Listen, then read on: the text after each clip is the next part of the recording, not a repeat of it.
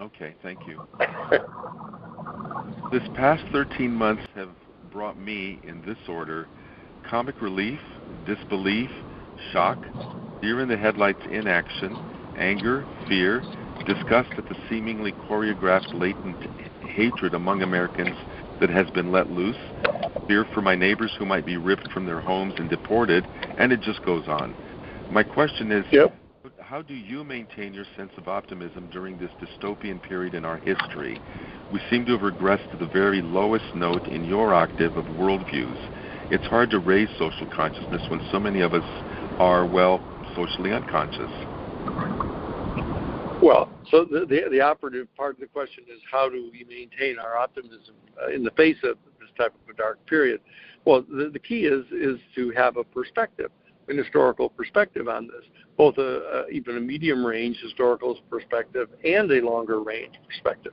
From the medium-range perspective, there have been these periods throughout the history of the world where we descend into kind of darker periods. This isn't as bad as a massive, World War II, where tens of millions of people are killed and slaughtered by each other. It isn't as bad as World War I. It's not as bad as some periods have been. Of darkness going on, lots of military activity going on in Syria and in the Middle East, lots of people being killed, not on the same scale as a worldwide world war. So you have to keep it in perspective, both from the perspective of how does this compare to the worst times and periods, in percentages of population that are being killed or enslaved or tortured or disappeared. So even in the middle term, this isn't as bad as some other periods have been. But very importantly, you have to take the longer range view that our human family is evolving in a progressive, teleologically progressive direction, and we're getting better. There's a higher percentage of people with higher levels of consciousness than in the past. There are avenues available to people to explore pathways to higher consciousness with the internet and books available and media available that can communicate to others the availability of various forms of meditation, the knowledge about healthy foods, the access to healthy foods that people have. There are positive features of our time now that make it part of an ongoing teleology of opening up better and better opportunities for more and more people to reach higher levels of consciousness. So that's a very positive aspect of the times now, and you superimpose that on the fact that from a shorter term perspective, things aren't as bad as they've been in the past, and you can keep a look at this from a more positive perspective, the old half a glass full rather than a half a glass empty.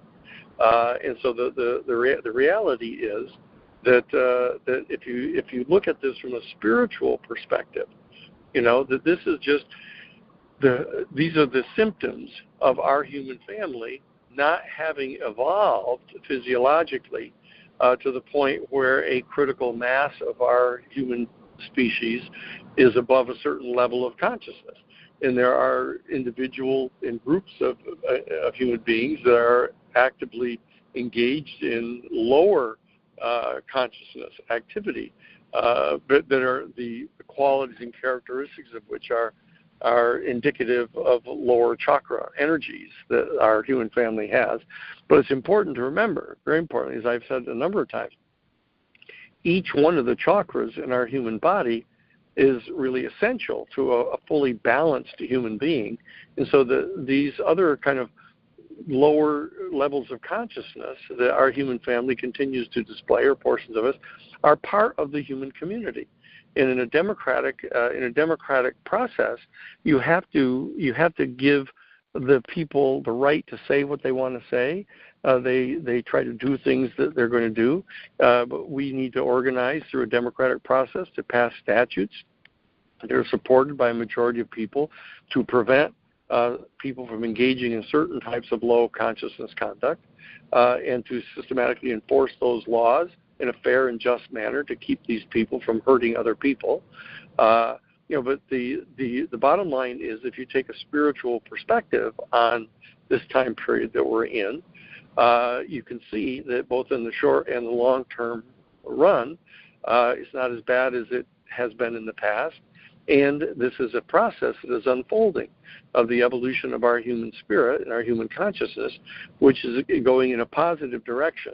And we have to try to both accelerate that and at the same time not overstate or overperceive the limitations that still obtain with regard to our human species, so as not to become too depressed about that.